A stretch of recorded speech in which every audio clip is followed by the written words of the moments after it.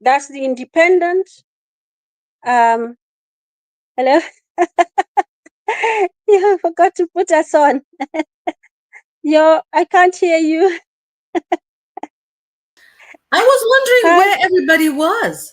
And then I realized we've been talking a lot, but we're not live. I was like, where's everybody? Yeah, actually, I've just seen the, I've just seen it's gone live because I usually Yeah. press the button and I've just seen that.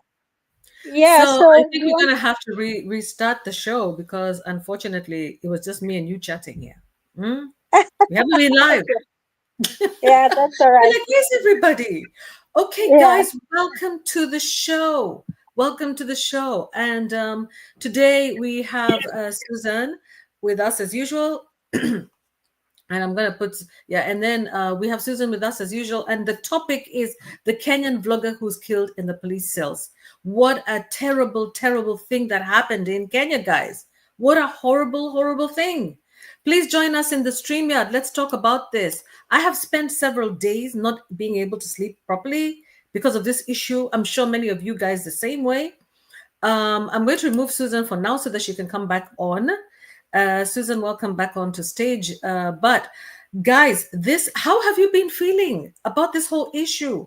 We've just lost a Kenyan vlogger, and this gentleman actually, his background, according to Tuko, which is a newspaper in Kenya, is that he was not permanently employed by the Teacher Service Commission. He was a teacher in Voi in the two subjects of religious studies and Kiswahili, and he was only 31 years old. My own son, by the way, is 34 years old. So to me, he's a kid. Yeah, he's just a kid. And he was a new father, and he unfortunately was removed from his parents. When his mother was about to serve him, he was removed and transported over 350 kilometers into the city center, where he was interrogated, where he was delivered into, apparently, allegedly delivered into the cells, the central police station, and then removed and taken into the forest and tortured and almost murdered, and then brought back for booking. So this is a kind of thing, guys. This is police brutality at its highest, and something that we should not accept as Kenyans. So let me bring Susan back to the stage, please. And welcome to those who are with us here. I can see two people already here. Please welcome, come into the StreamYard, come and comment in there. This is now international news, literally, isn't it? It's gone international. So, Susan, you were telling us what happened. So, since you've practiced already, Yeah. in our last, we were Yeah. just having a talk, me and Susan, and we just forgot to go live. So now we're live. So, yeah, sorry about that, guys. Welcome to the live show. Yeah. Yeah, welcome indeed. Yeah, this is a hot topic and a sad topic. Kenya mourns, as do human rights activists and people who believe in the rule of law. It's a terrible time. It's a terrible thing to witness. And Mm-hmm. so, as Queen Mo said, the young man was called Albert Ojwang, 31-year-old teacher, and he was married, newly married. He had a young child, and he was the only child of his parents. And he was arrested, as Queen Mo said, from his home. He had gone to his rural home. He was visiting with his parents. His mom had just cooked some lunch, and they had just settled down to eat it. When three motorcycles came into their compound in Migori, which is a part of in to the western part of Kenya, towards the Lake Victoria region of Kenya. And and they came and told the dad, well, we're arresting your son. And he asked them why. And they said, well, he has insulted our boss. So he asked, he tried to ask which boss is this, the father couldn't comprehend or clearly understand what the real issue was about. And so they arrested Albert and took him to the immediate the local police station, where he was held for a short time before being transported to Nairobi, which is about 400 kilometers away from Migori. And he was transported. So he was actually arrested by 6 police officers. The names were shared on were shared with the public because they demanded to know who arrested him. The public also demanded to know who gave the orders for him to be arrested. And that question, nobody wants to put a name to it, but the IPOA, when they were giving their briefing, said that there was a complaint that was made, and it's the there was a complaint that was made to the serious crimes unit of the directorate of criminal investigations, and they investigated, and they determined that they should arrest Albert.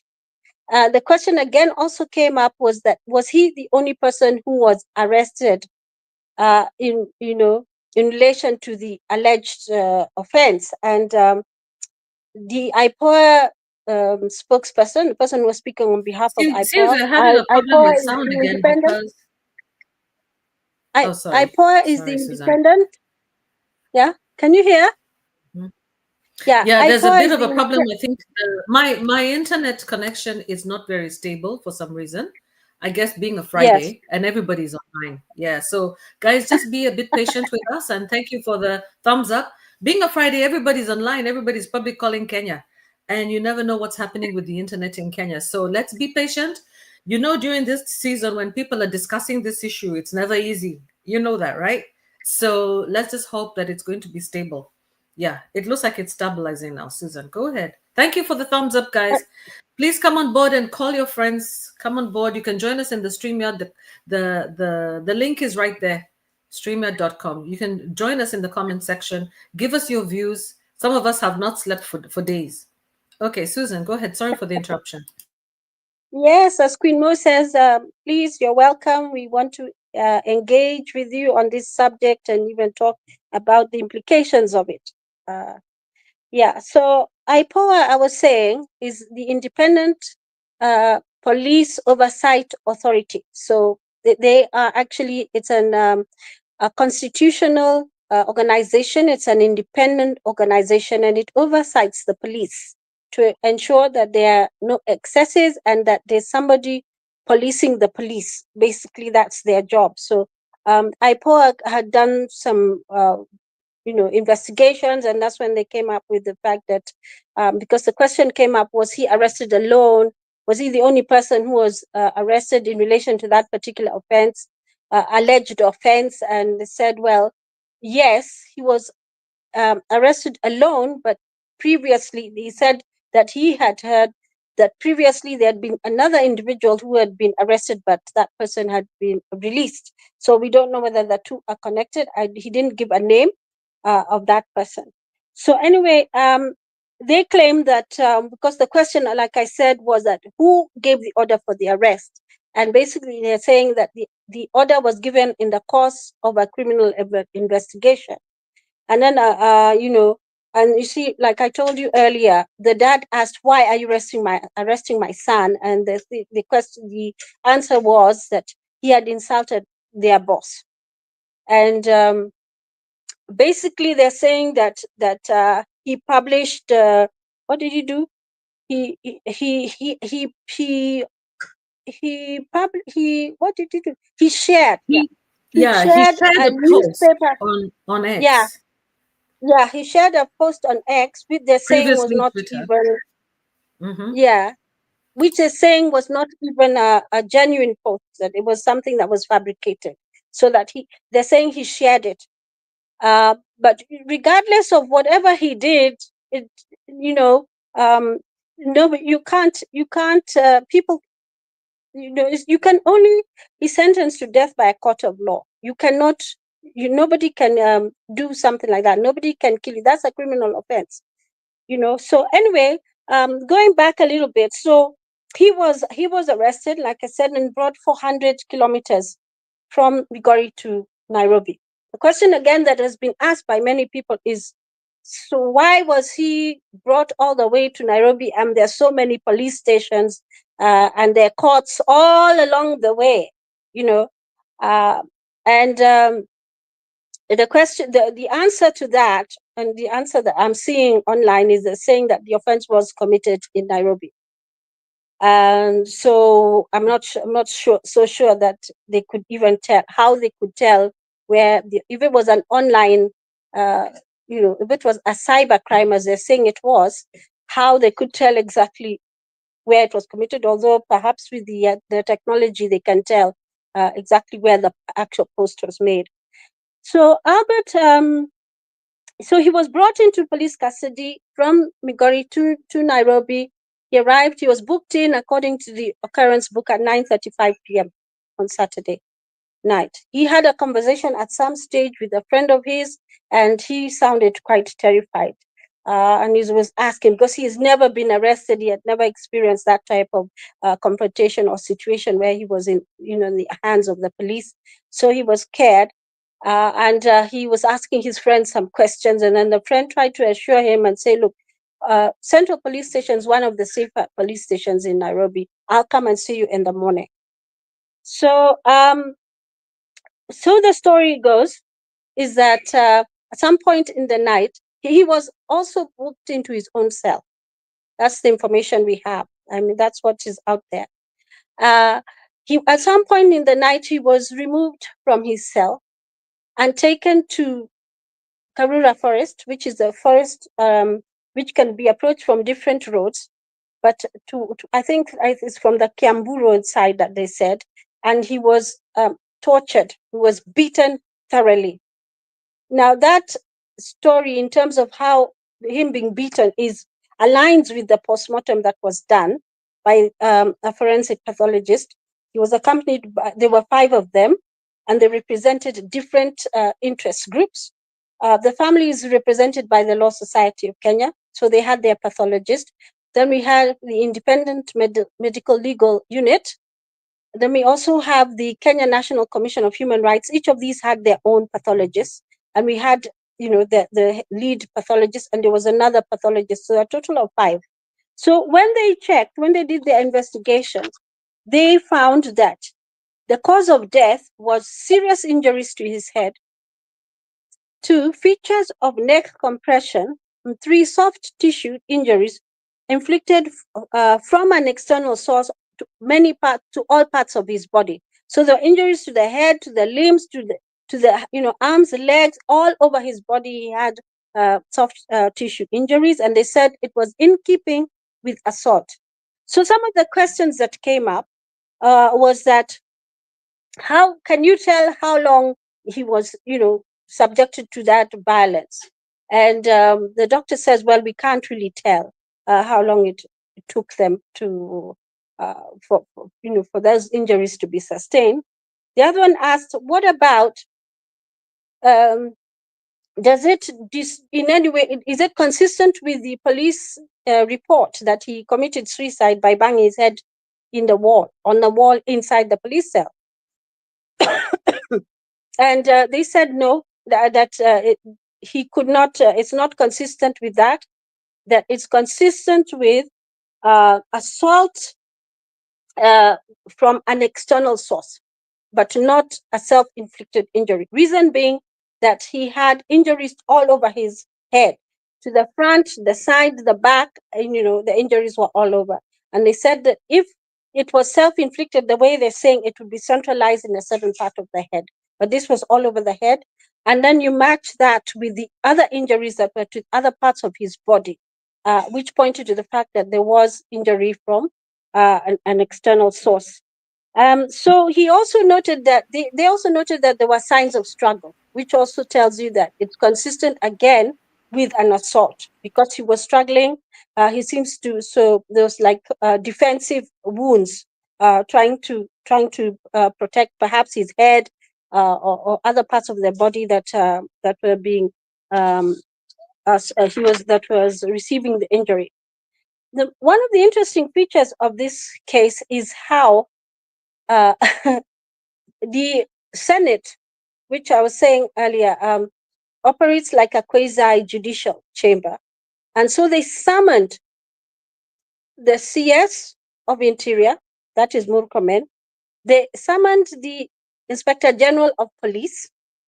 They summoned somebody from IPOA, Independent Police Oversight Authority. they summoned the director of criminal investigation. So they put all these people in one place and they asked them, what happened? According to you, what happened? So CS Murkomen came out and said, I make policy level decisions. I tell them to do this, and this is what they do. They're supposed to implement. I'm a policy person. We do not condone, as a government, we do not condone this type of treatment. It must be investigated. So there was a cycle of them throwing each other under the bus. So, so the director of criminal investigation blamed now uh, he said that the person who should answer the question is the OCS in charge of Central Police Station, who's called Samson Talam. That is the first person you should be asking questions, because he was, in charge of the police station. And then we have all that. IPOA, of course, they are the oversight authority, and they deal with, they have to investigate on their own. So they passed the background among themselves. Of course, the person who was on the hottest seat was the Inspector General, because he had to explain that was the death occurred, or rather, it was alleged that death occurred while Albert was in the hands of the police. That is police custody. And so the Also, IPOA came out and Susan, said, also, I Mhm. believe, from what I heard, is that he's the one who filed a complaint No, that about the person who filed the who complaint filed the complaint. was is the Deputy Inspector General called Eliud Lagat. That. Yeah, And what was apparently the this. complaint about? What was he complaining about? Literally, what was he Well, they're complaining about? not. By the way, let me just correct that. Oh, we're They're gonna not get saying there at it's some Lagat. point. Okay. Yeah, Yeah, because I'm so like annoyed by that. yeah, At some point, Lagat. Then I also have the voice of this gentleman here. So if you'd like to listen to what he was saying, it was recorded. His friend, he called his friend, and they were chatting. This is the yeah, voice of Albert as he was, talking to his friend, and his friend was reassuring him that yeah. where he was going, he was going to be safe and everything will be fine. I don't know if this is a good juncture in which to play that. I did mention that recording a bit You did earlier talk on, about it earlier. Yeah, maybe but we'll do it I want later. to answer. Yeah, let I me just let you. want to clarify. Yeah, Mm-hmm. no, Mm-hmm. I just want to clarify about the person, the big name that we're hearing behind this is the name of the Deputy Inspector General, the DIG, who's called Eliud Lagat. Apparently, the post that was shared by Albert related to him. Something about mafia boss, and him being corrupt, or being one of the richest people, police and stuff like that. So associating him with corruption. Yeah. So when He was IPOA associating says, him with actually he was saying that he's the one who actually sends the police out. Every single person has to bring something back to him. So yeah, apparently he talked about the fact that he actually gets so much money, that he has hundreds yeah, of millions. He's the richest yeah, police boss, and he actually gets hundreds of millions in bribes from Kenyans out there, and yes, that he's the one who actually requests his police to go out there and get bribes from people, and that he comes. So that was the main issue. And the thing is that if there was no truth to that, actually, why would he be offended to that extent? That is my own personal view. That's not Susan's view. That's my personal view. Why would somebody be offended? If you are, if, it's like this, if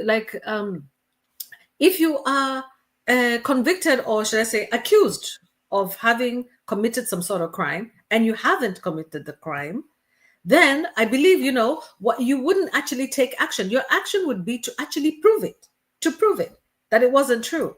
But to get to the point where you go and order, I think that, I don't know whether he's the one who ordered it, but, where the person who actually wrote that against you, who accused you of that, is picked up by your people, yeah, and then brought back hundreds of kilometers to be tortured and killed, it means, in my view, that where there's smoke, there's fire.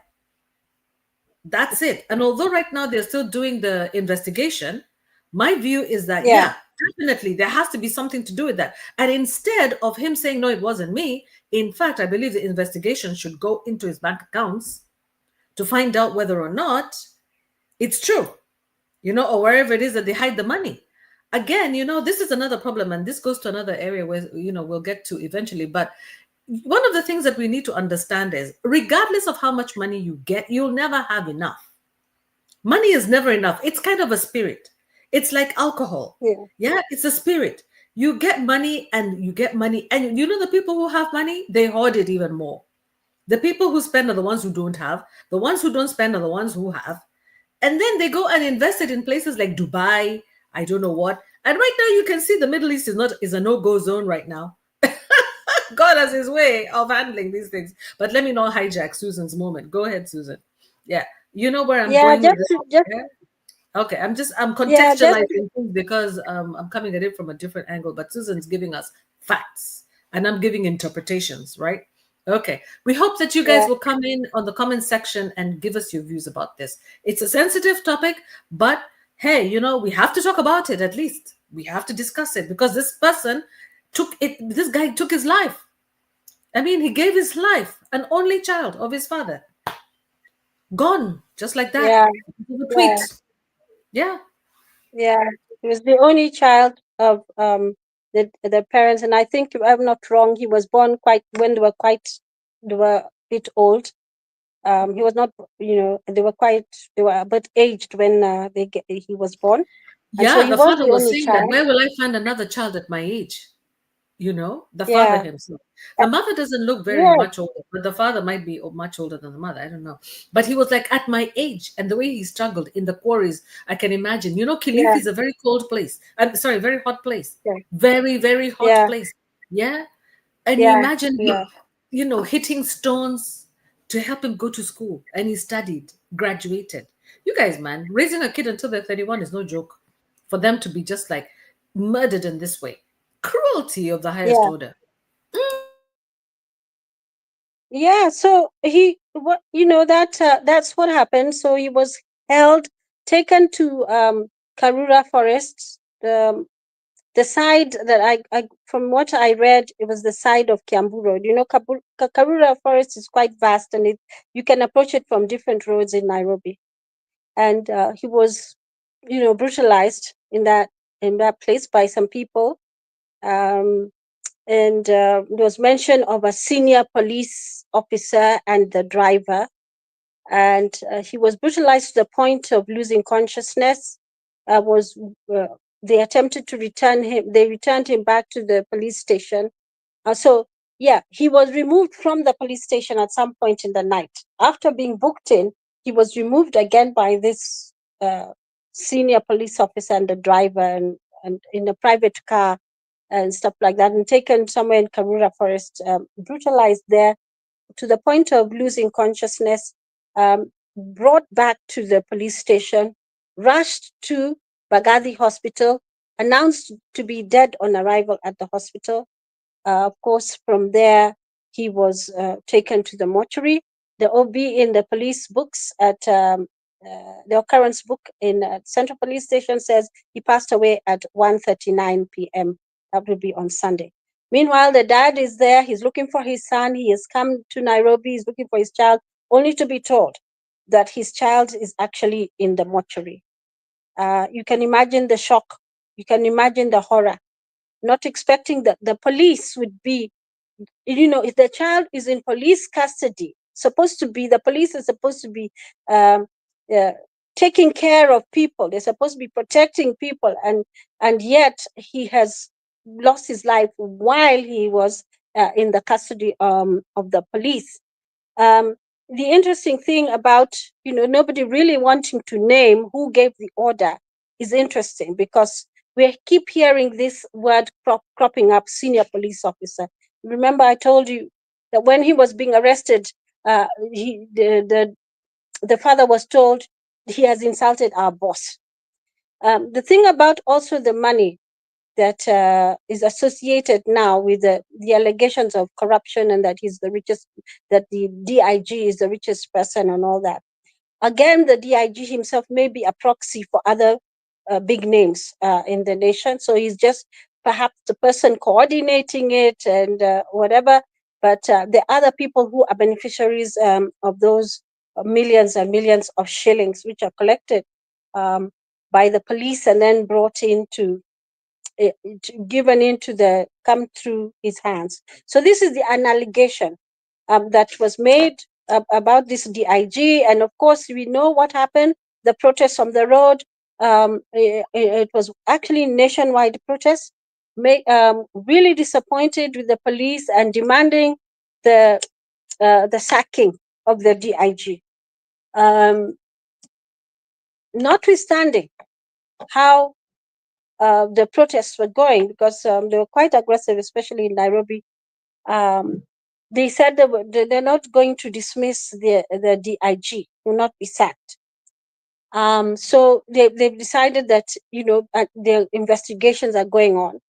And so the thinking is, if you add two and two together, is that it must be the DIG who was the complainant, because the article that triggered this whole sequence of events was about him.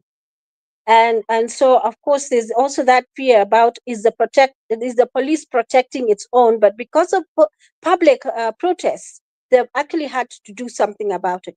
Interestingly, what has happened is that they've arrested the constable who was on duty that night, who said that he was the one who had the keys to the cell that Albert was in. And he's been charged in the court with murder. He's called Mukwana, James Mukwana. He's been charged with murder. Again, somebody else who has been arrested is the OCS of Central Police Station. He has just been arrested. And he's called Samson Talam. He has been arrested too, because he's the one who was in charge. He's in charge of the whole police station. So if somebody dies while in his custody, so to speak, he's responsible for that death. There are two other police officers they're looking for, and they can't find them apparently, but who are on duty.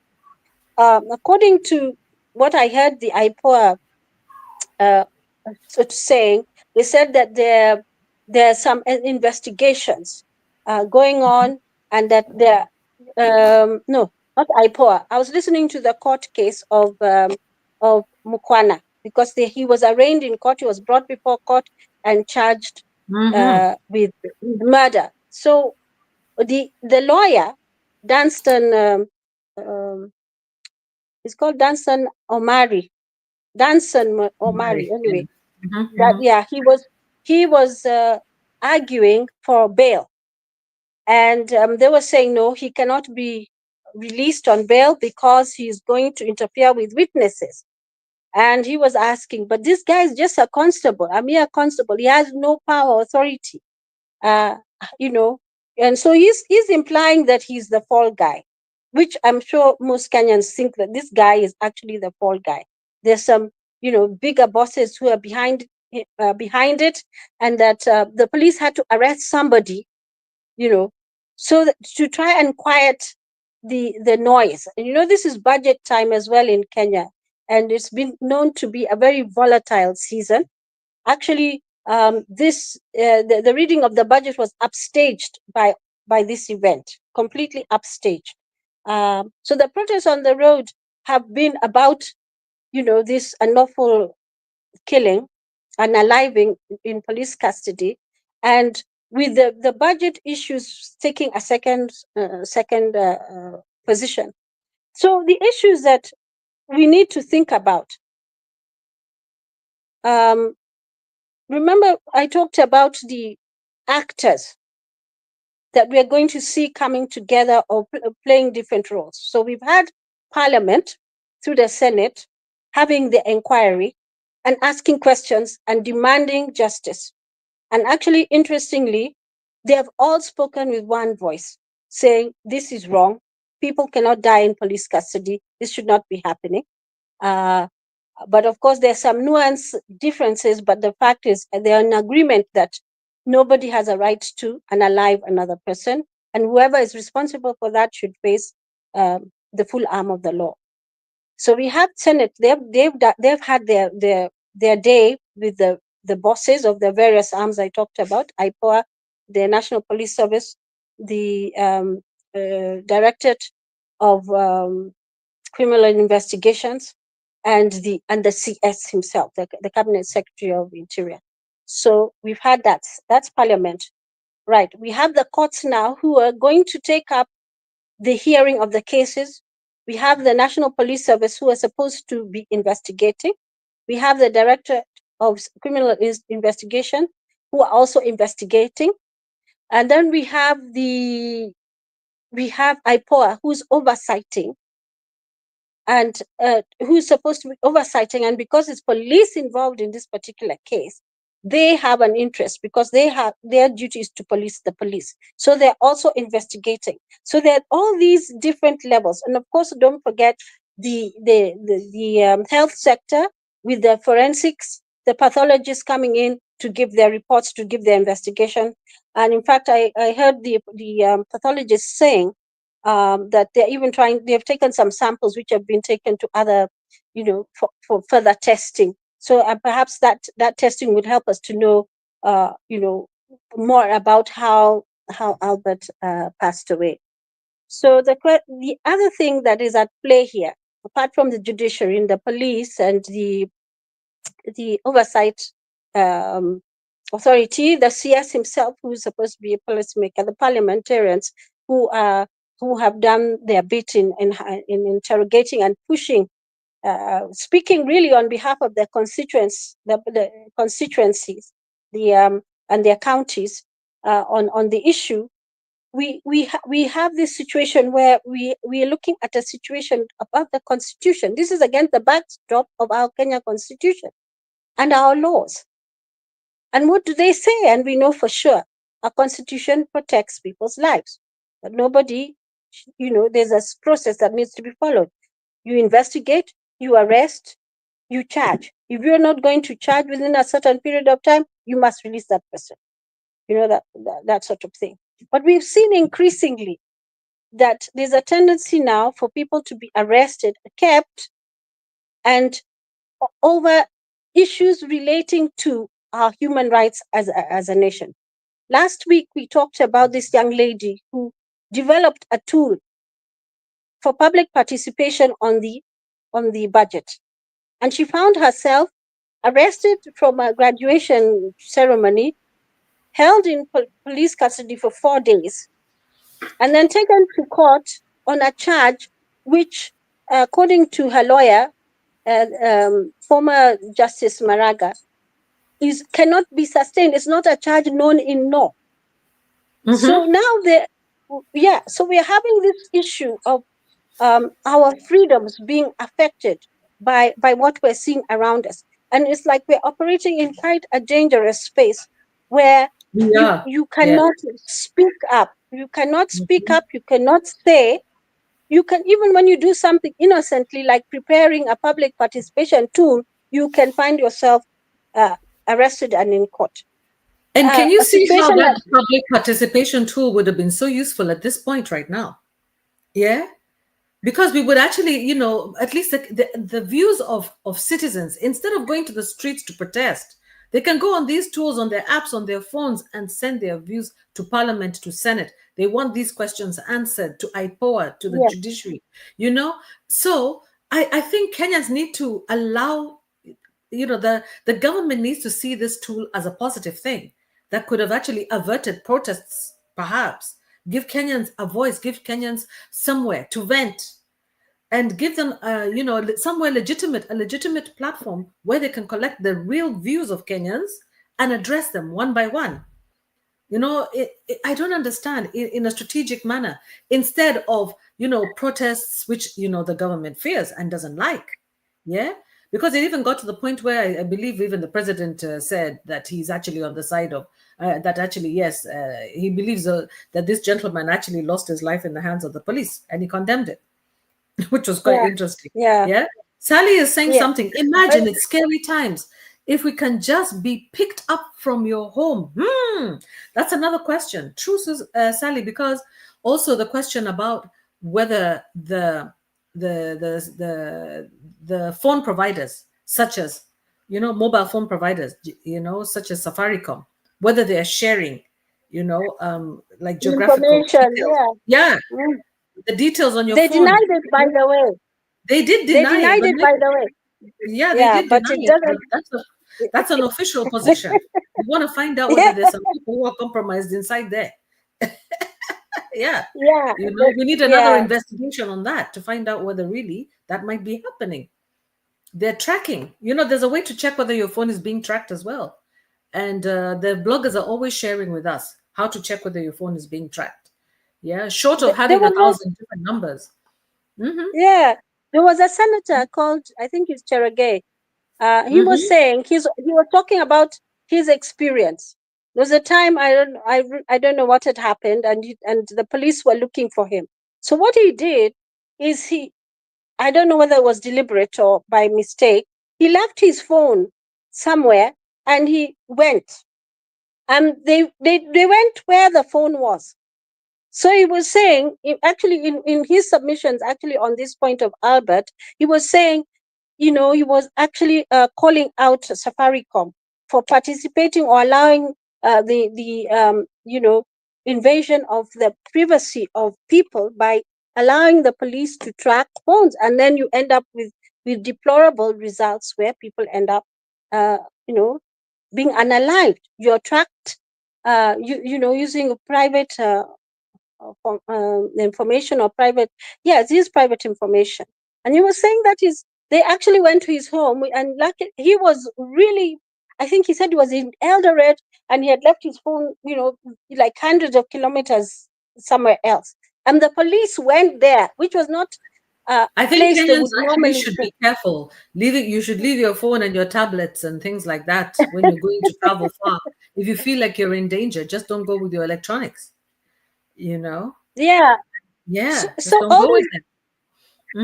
Mm-hmm. yeah, Leave yeah. them at So home. I mean, yeah, in fact, when you're talking about it being something that has piqued the interest of the world, for sure. I mean, it's on the international news.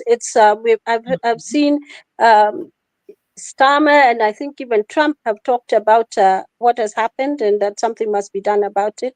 It's appalled people that something like that can happen, Mm-hmm. and definitely it has grabbed the interest of like I said when I started talking, people who are interested in the rule of law, people who are concerned about the preservation of human rights. And Mm-hmm. we live as Kenyans, we say the police are called watumishi kwa wote. Is it Mm-hmm. service to all?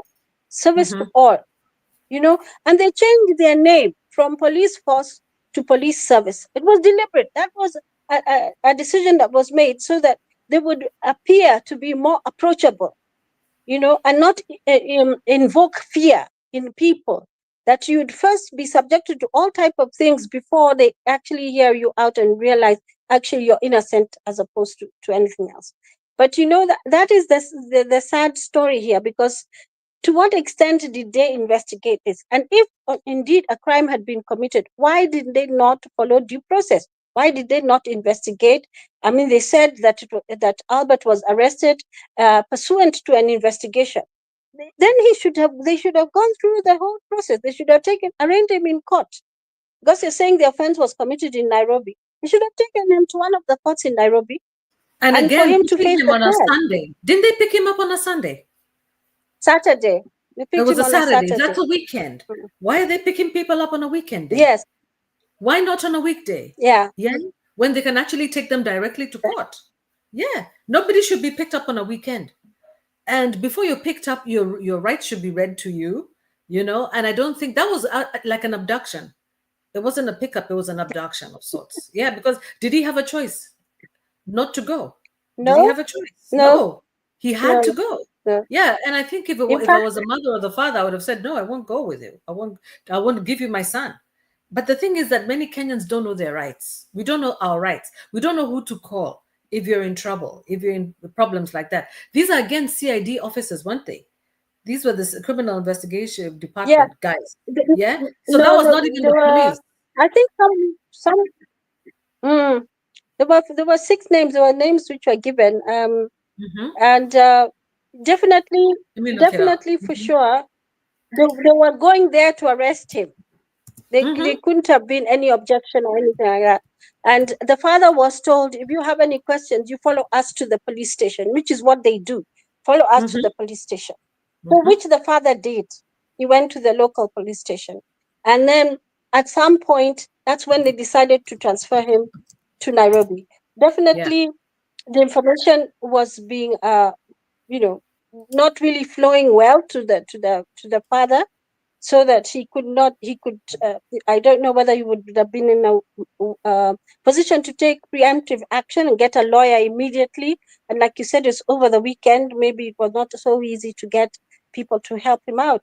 But this also indicates a belief in the system to some degree, that the police know that, they are bound by the law, that they need to, they will observe it because they are the ones who are keepers of it and the watchmen of it, and they will practice it. But we know that to be very different when we hear cases like this. And we know that, and in fact, the tears of the Kenyans goes beyond this event to the previous years, where we still have young people missing, following the protest of last year, around this period again, June.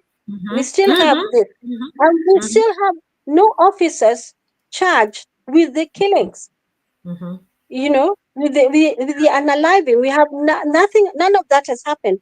And by contrast, when the MP was gunned down, where within few days they had a suspect.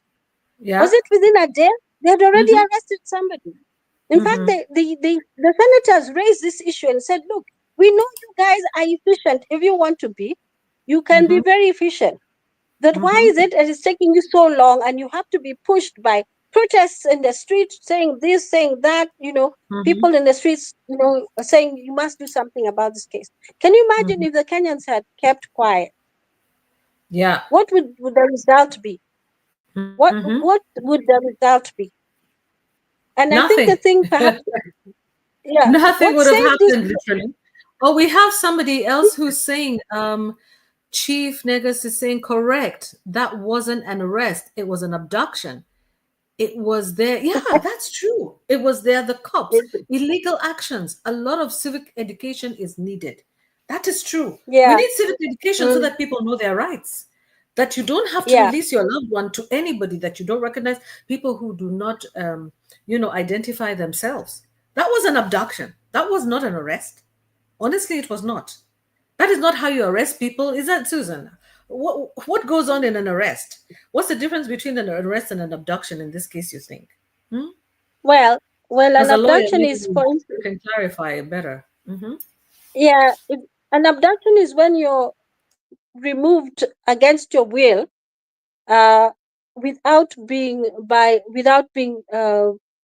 told even where you're going. So, for instance, the cases where we've seen abductions of politicians, where they've just been picked by people they don't know, put in a car, blindfolded, then taken around and whatever, beaten up and stuff like that. That's an abduction. An arrest is when they come to you and they say, we're arresting you for this offense.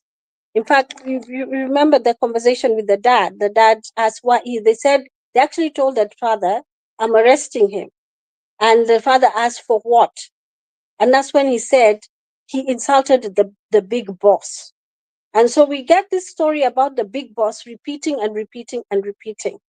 Um, and then, in fact, according to the law, the fact that you've come and said you're arresting, you've read the person their rights, that anything they say can be used against them. Uh, you know, we call it Miranda rights. So they're read to them, and they're told, they're given their rights. Are told, you can keep silent or whatever, but anything you say can be used against you, and we're arresting you for this charge. Uh, Use against that's you. what they're supposed to do. Okay. That's what they're supposed to do. But again, once like for instance, the father had relinquished them into the custody of the police, right? He couldn't really object in those circumstances, in my view. But Yeah. Yeah. he did not expect that he would never see his son alive again, because you have given them your son, he is in custody. Mm-hmm. Something that is known. He's in custody. It's known. That the police have him. So, in fact, this is what makes the whole story even more tragic, because there's no doubt, in fact, that the young man passed away in police custody. Whether it was Mm-hmm. on the road, whether it was on the way, he was with the police. Whether Yes. it was in the cell, he was in the police. Whether it was in Karura Forest, he was in with the police. But wherever it was, he was with the police. And of course, Mm-hmm. the postmortem is showing us that those injuries were not self-sustained. They were caused by a third party or third parties. And like I said, what is so tragic is our history right now, where we have had that happening, where police, there's a lot of impunity. Mm-hmm. There were remember we talked about the documentary, The Blood Parliament, that was actually Mm-hmm. banned in Kenya, Mm-hmm. where Mm-hmm. it was an investigative piece where BBC sort of showed these people, these three people right outside Parliament. They showed three people, said they were shot by this person, and this person, and they even showed they showed who they was. And if the police were keen, they should have picked that information and run with it and investigated further. How our country reacted was to ban it. They were not allowed to screen it in public, although it was already doing the rounds on YouTube. Mm-hmm. People have seen it all over the world. They have seen it. By the Yeah. time they were banning it, it's been seen all over the world. Yeah. And so the question is, even that reaction of the police is putting at the issue of trust. We don't trust them. When the four Mm-hmm. of those guys were talking in Senate, I mean, some of the things they were saying were so ridiculous that even actually some of the senators got really, really angry with them. They had to suspend. They had to actually suspend the plenary session. Session. Mm-hmm. Yeah, they had to suspend it because the senators were really enraged. Some of them really got angry with them, Yeah. and so you can't do something like that. So it's actually quite a shocking thing to see in the Yeah. 21st century Kenya. It sure is. Let Yeah, me read some of the comments in here. yeah, Thank you, Susan. yeah, Chief Negus is saying, by law, any policeman that arrests you should fully identify themselves with their names, badge number, yeah, and police mm, station of operation. yeah, Then they should tell you clearly what you are arrested for. And their yeah, rights, your rights should be read to you, basically. yeah. Yeah, as Those your are rights are Miranda. being read to you. Because you should Mm, have the right to call a lawyer. At least yeah, make a phone call to have a if you're being arrested, you should have a right to call somebody, yeah, to defend you. Yeah. yeah. And like you said, you need to be told where you're going. And it can't be 350 kilometers away, can it? I mean, But that the doesn't make police sense. station, there are courts in that area. So many. Yeah. There's So the even a high question is, court in isn't Kisumu. that illegal in itself to transport Yeah, somebody 350 kilometers away? Yeah. Isn't that an illegal? That is why it's an abduction, really. Because if you remember, Margaret Okango, remember, controller of budget, the way that she yeah, was actually driven from Nairobi in the night. She was with her husband and she was yeah. taken in the night all the way from Nairobi to Mombasa, if you recall. That to me was an abduction. That's not an arrest. Yeah, I don't think anybody read her rights. Yeah, that was during the time when she was talking about, the budget, the controversies regarding the budget. Yeah, The, you the, know, the yeah. leaky Huh? holes where the money is Mhm. getting lost. Yeah, Yeah, where the yeah, money is getting lost and things like that, and the yeah, fact that she yeah, didn't have control over the budget and things like yes, that, and then the government wasn't happy with her, and the next thing she's picked up with her husband. She's with her husband on a weekend, and I think it was a weekend too. She's with her yes, husband, and then she's picked up and transported across the country to. Do you know what the way that Kenyans are behaving? Our Kenyan leadership, the way our Kenyan leadership is behaving, is completely a betrayal of what they promised to be according to their yeah. mandate, according to what they said they're going to deliver. It's a complete betrayal. It's almost like the enemies of the people. Yeah, They're like the enemies of the people. And the worst thing is to treat your own people that way. Because we have a code of conduct around the world. If you treat your people that way, believe me, even in the diaspora, some of us will be treated like that. You know, when something goes wrong, like you, if you remember during COVID, there were so many Africans who were stuck in different countries and they got last priority on transportation Yeah. systems. Why? Because of the way we treat each other at home, the way our Mm, governments treat us at home. We have kind of trained the world to believe that we don't feel pain. That's why we can say that a person who was hitting their head against the wall and had self-inflicted injuries when their injuries are in their back. Yeah, their back. yeah. All over. When you hear the disc all over their, yeah. How do you inflict The injuries face, on your the back? face, the front, everywhere. And the Don't even crane. check. I heard that his Yeah, crane, his skull and his brains were mixed together. The things that I'm hearing, the way that he was brutally attacked. yeah. Mm, Gosh, who does that? We don't even do that even to animals. We don't even kill. In fact, by the way, there's this way of when we want to, there's the way the Muslims kill animals before we eat them. There's this thing called halal meat, yeah. and we pray over it and we ask for forgiveness over it. And then the animal is killed in the least painful way possible by gunning them first, shocking them, and then killing them. But this person, this as torture of another human being is shocking, beyond shocking. These are the things you hear about that happened during the times of Auschwitz. You hear about it from the Western media. This is not, I don't believe this is an African thing. Wherever they're learning this from, because for example, it also reminded me of what happened in Tanzania.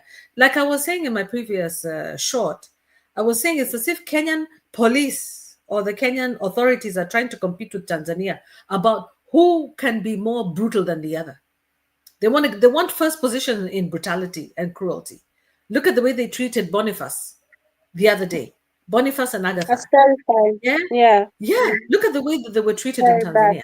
And then we take a 31-year-old young man, an only child of his parent. I mean, that part is another one. It gets tragic on every level, on every layer. Mm, It's tragic.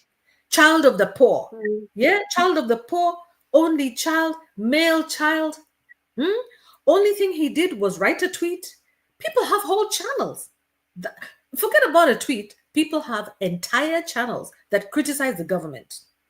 How is it that they determine who should be let go, who should be ignored, and who should lose their lives? How do they determine that?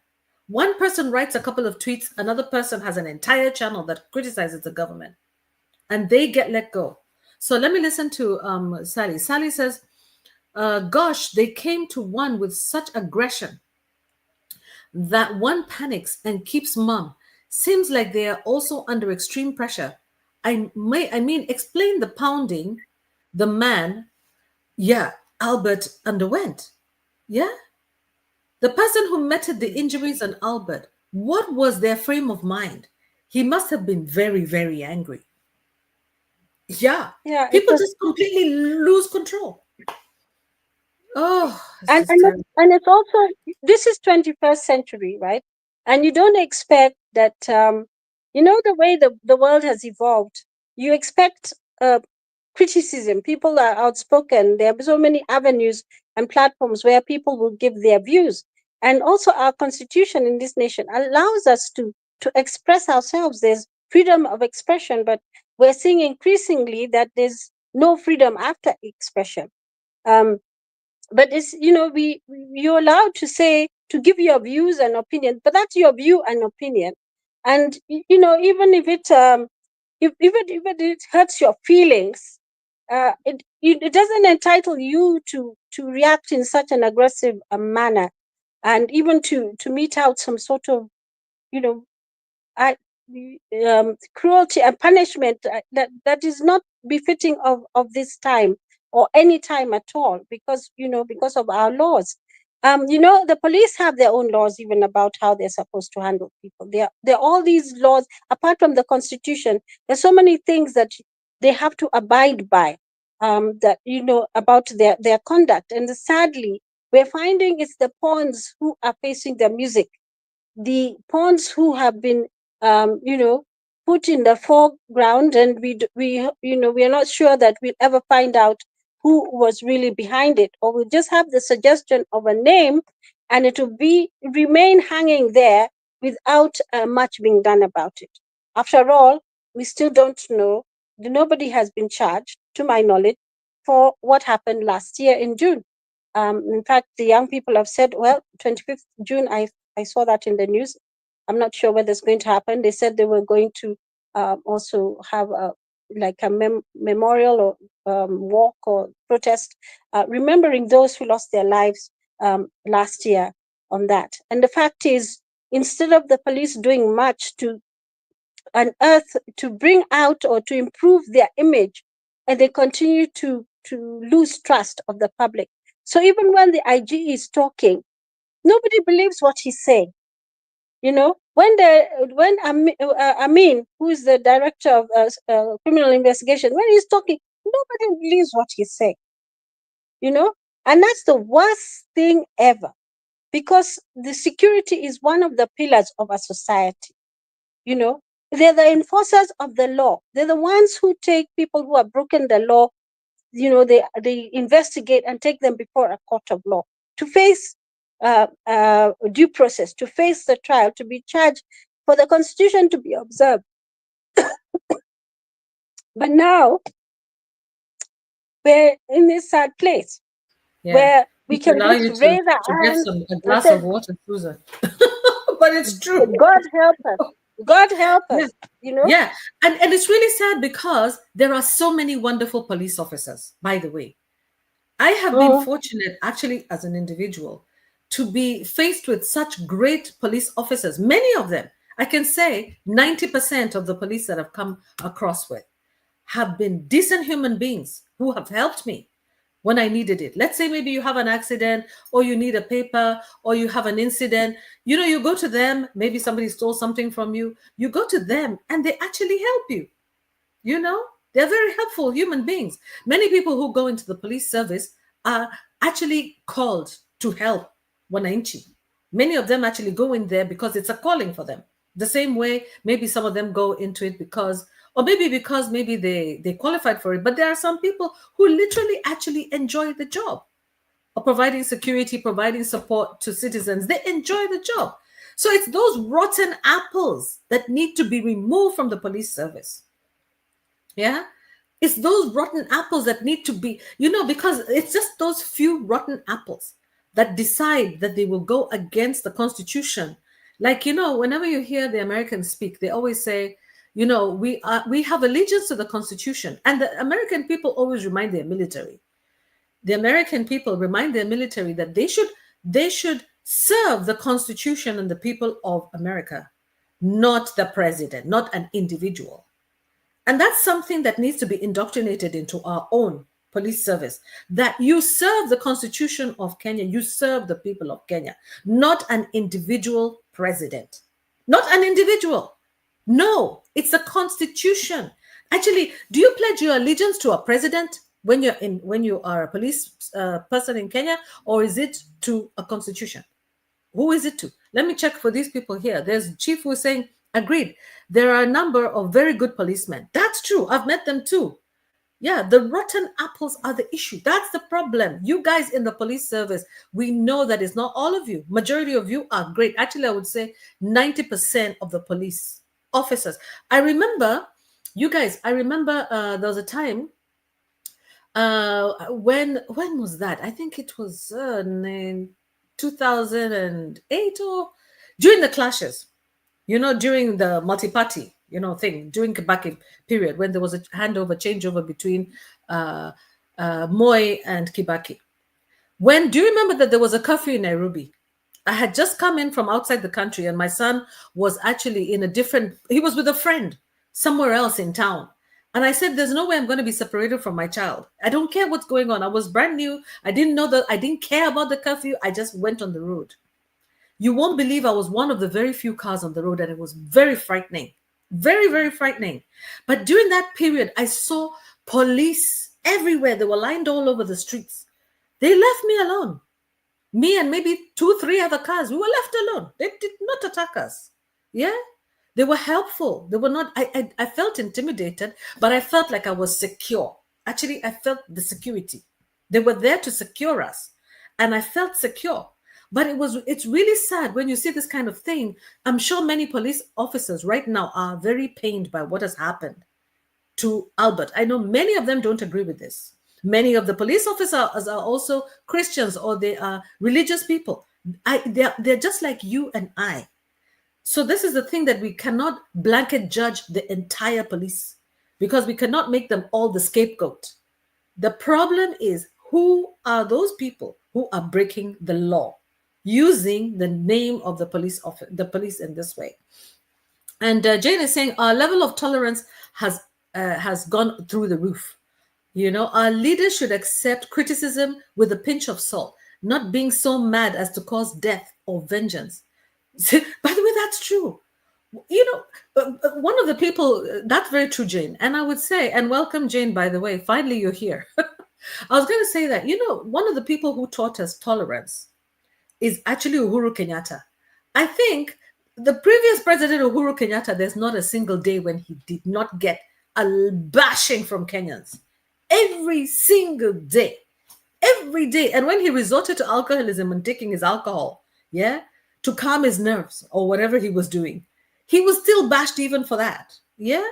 But he taught us tolerance. He taught us how to take, insults and to still be a gentleman. What is it with these people? Who are these guys? Are they not taught in their culture? Because we talk about the Kenyan culture. We don't have one culture in Kenya. Because in my Kenyan culture, we are taught to accept criticism. It's normal. Criticism, when somebody offends you, the go-to is not to take their life. Actually, it's not. In some cultures, it looks to me that, without naming the cultures in the country, it looks like in some cultures in our country, we are not all the same. We're not all homogeneous. There are some cultures in the country where they believe it's their right to take your life if you offend them. But then for some of us, we don't come from those types of cultures. There are other cultures which believe that it's wrong to shed blood. It's wrong to shed, to take a life. And the way we used to deal with these issues as Africans was actually to excommunicate people from society. We tell them, go away from this village, get away. That was the most we would do to people, but we would not shed blood. That's not in us. So the question is, who is this? Kwani kuna oda wapi ya watu ya mili? What is going on, guys? And we all must come out to condemn this, because there is a parent somewhere today who is not going to, who was having lunch with their son last week. And while they were with their child was removed by people they don't know. And the child, the next 24 hours, they found a broken, bruised body. With blood coming out of every orifice of their body. Can you imagine what that does to the psyche, let alone of the parents, the mom and the dad, the aunties, uncles, the village, the community, Kenyans as a whole? No amount of money was going to bring this person back. It's good that Kenyans are contributing money, which is fabulous. But we need to say no to this. And we need to absolutely find a way to stop these abductions and killings.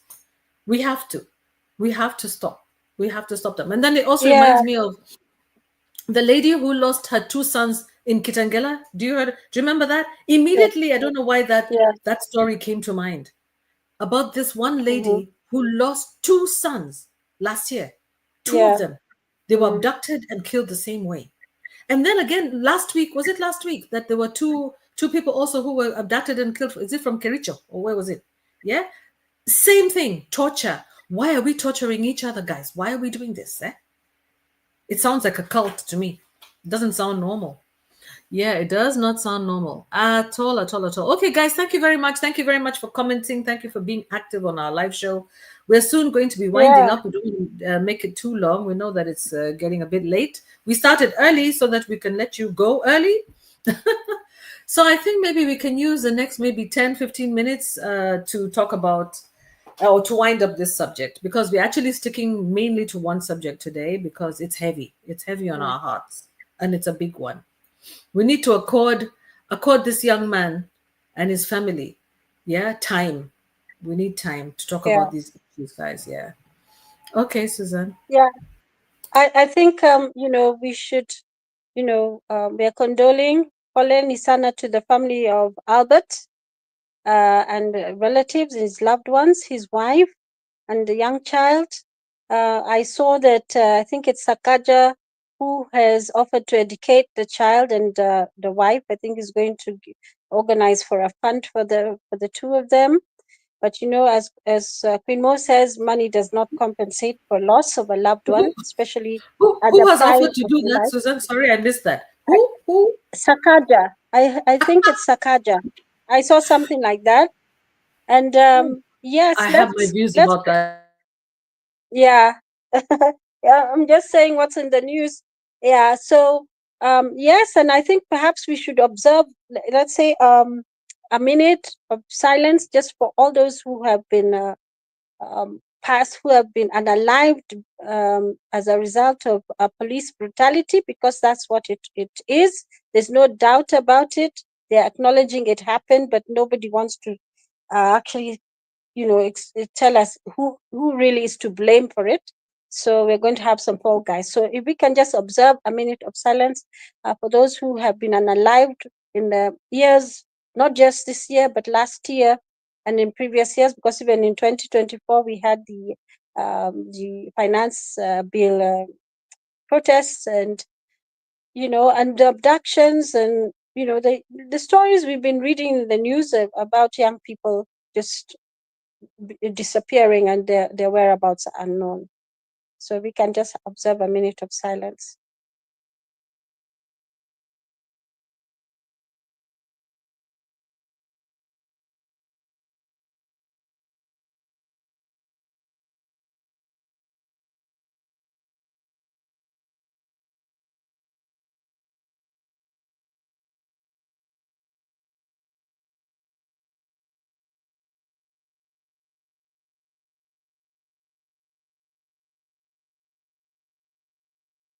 Yeah, our institutions need to work, and it is us as Kenyans who can compel that they work. We are the ones holding those offices. We are the ones working in those offices, and not conforming to wrong behaviors is taking a stand. Speaking out about the wrong things is taking a stand, because whatever we are doing now, we're doing it for posterity. We're doing it for the generations to come. We have the Constitution. It is our fundamental law. It is there. It protects us. It protects our privacy.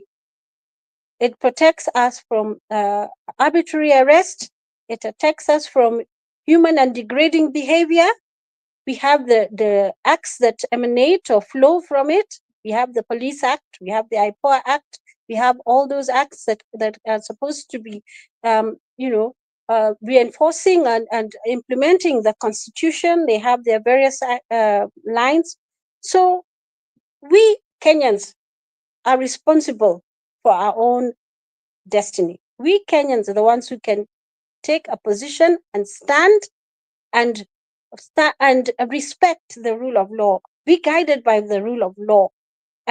I know this perhaps might be something that will take a generation or so to do, but we can start with you and me, just taking a stand on issues so that the institutions can work in the right way. We shouldn't just, the police should be working in the right way. When they wearing that badge, utumishi kwa wote, they should wear it like a badge of honor, because it speaks the truth that they serve everybody. But the type of serving we saw in Albert's case was not serving. That was a disservice. That was a disservice to the Kenyan people. It was a disservice to our various institutions. It is even having to investigate such a thing is something that is just so deplorable. It's a disservice to the family units. Disruption, coming and taking your somebody who was sitting for a Sunday dinner or Saturday afternoon lunch with his parents, and things turn around and over so fast. And within 24 hours, he's no longer with us because of a shared post. Many people may have seen that post and said, well, taken it as a grain of salt or unverified or whatever it is. Maybe some people took it seriously, but whether they took it seriously or not, he did not deserve to die. There's the rule of law, there's due process, we have the system, we have the courts, they're supposed to hear the case when all the evidence is brought in. They make a finding to sentence or not, to jail or not, to fine Yeah. or not. But there's nothing that entitles a single human being to do what happened to Albert. And we hope that this is a situation that will make the government pull up their socks when it comes to security. They were called, or like I mentioned earlier, the 4 people responsible in that field, in the security sector, were called to account before Senate. They were called out by the senators. On our behalf as Kenyans, they were called out, they were lambasted, they were asked questions. They stood there, they blamed each other, but at the end of the day, it was just one of the saddest pictures that we have ever seen. Poleni sana, Baba and Mama Albert. Let's hope that we have learned something from this, and our leaders will do something to stop police brutality. Yeah. That's true. Thank you so much, Susan. I like the way that you always ask us to observe a minute of silence. And we should. Sometimes there's so much talking out there. One of the things is that we are bombarded with information, and we're never allowed to rest. We never get the chance to just rest and think. Yeah. Because when you stop and just keep quiet, close your eyes and give yourself a minute, you think and you reflect and you feel. You allow yourself to feel. We have lost that. We've become so, kind of like numb. Our bodies have become numb to feelings. If you think about how that young man was so frightened, if I think about, there was a time my son was 31, and I remember how, what kind of a person he was. A 31-year-old is still defined as a youth for a reason, for a good reason, up until they're 35. Because they still, especially men, it takes them time, man, to mature properly into themselves. When I think of my son and his friends, they're, in their 30s, they're the most interesting human beings at that time. They're the most interesting. They're coming into themselves. You're coming into maturity. As an African, we know that at about the age of 30 is when they encourage men to think about getting married. Yeah? Around the age of 30. That's when they think that a man is mature enough. If you look at many cultures like the Maasai, the Kikuyu, a man was not completely mature until he was at least 30 years old. He has killed a lion. So now here is Albert. He's at the point where now his parents are like so proud. His father is exhausted from crushing stones. He has brought a son. He's a teacher. He's teaching, first of all, he's even teaching religion and Kiswahili. So, I mean, how patriotic is this? He's patriotic, he's religious, he's teaching religion. He's a Christian. He's obviously teaching Christianity, and he's teaching our language, our local language. He's a proud, patriotic citizen of Kenya. Young man with a child. I mean, this has to be the most wonderful child. I can imagine how loved he was. I can just imagine. His mother is still cooking for him. And he's married and he has a kid. So you can imagine how close that family was. Yeah. And then now, you take such a person out of their family. You go and you find that a family is enjoying their time together. And you pick them up and drive them all the way to town. And then the next thing, you're just dealing with the corpse. You deal with a corpse. Now we've lost it, guys. We've lost it as a society. And just like Chief Negus is saying, the way we're dealing with each other is like the way the colonialists were dealing with us. Yeah. It's like we never left the plantation. We just changed, the actors in the plantation. Yeah. Now the plantation heads are Black Africans like ourselves. And we need to call them out and say, no, we're not going to accept this, Mr. Kafir. We are not going to accept this. You're not going to become our plantation boss. No. Our parents and, we had people like the Goge Wadiongas of this world who just passed the other day. And this is one of the these are the types of people who made people like Goge Wadomo have to leave the country and go into exile because he couldn't trust them with his life, right? So he managed to secure his life by leaving the country. If Albert was out of the country, he would have been alive today, even if he was criticizing the government, which is terrible. Our country should be secure and safe, like Susan was saying. And I don't want to, override what Susan was saying here, or even expand on it at all. Yeah, guys. So thank you so much. As for Sakaja, these are my views about Sakaja. Thank you very much for the job that you're offering to Albert's wife. But can you allow Albert's wife to at least grieve for a whole year? Can you give her time to grieve, like 5 years, time to raise her child? Why don't you give her money? Give her money to raise that child. And by the way, it looks bad when you do this because it looks like a compensation.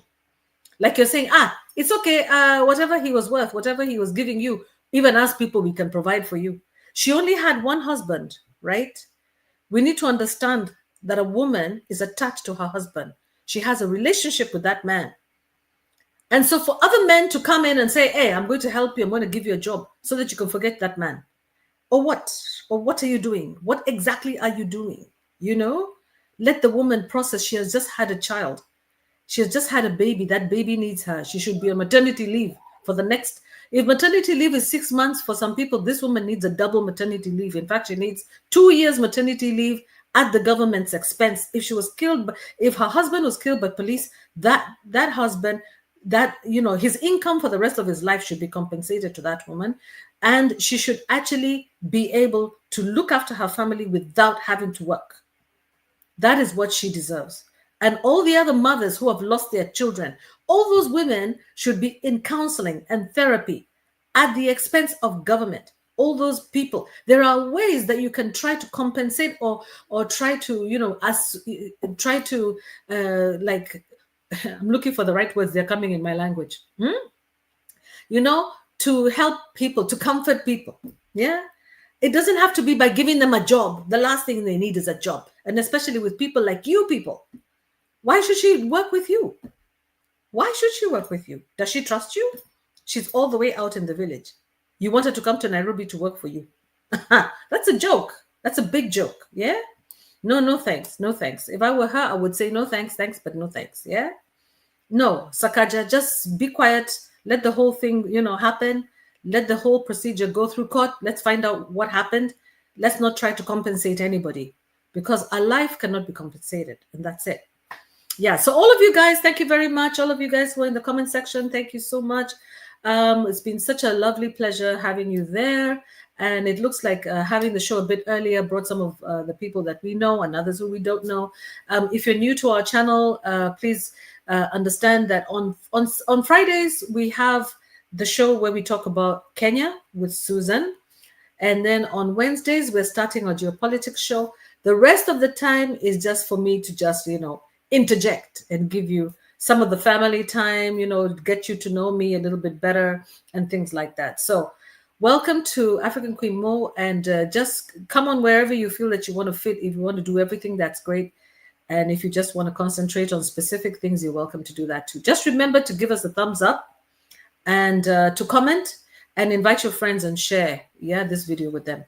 Have a good evening. If you're in Kenya, have a good evening and try to relax, maybe watch a movie. Try to get your mind off the news too much because it's hard on our mental health, guys, At this stage, this is the time to for those of you who like gaming, do other things, because otherwise you'll just be overwhelmed. It's just too much. Yeah. Okay. Take care and have a good one. Good night, everybody, and good day wherever you are. Bye-bye. Good night and good day. Bye. Thank you. Yeah. And may Albert rest in eternal power. Yes. Okay. Bye-bye. Bye-bye.